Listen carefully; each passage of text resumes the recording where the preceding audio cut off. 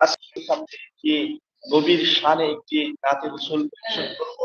আপনারা যারা দেখবেন তারা বেশি বেশি শেয়ার এবং কমেন্ট করবেন এবং লাইক করবেন। জন্ম আমার নবীর যুগে হলে কেমন হতো, জন্ম আমার নবীর যুগে হলে কেমন হতো, দুনয়নে রাসূল পাক দেখিলে কেমন হতো,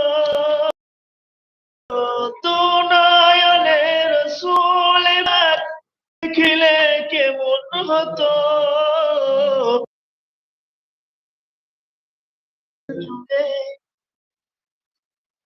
হলে কেমন হতো, জন্ম আমার নবীর যুগে হলে কেমন হতো,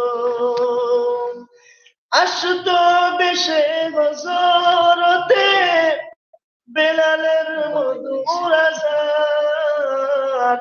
যে আযানে ছিল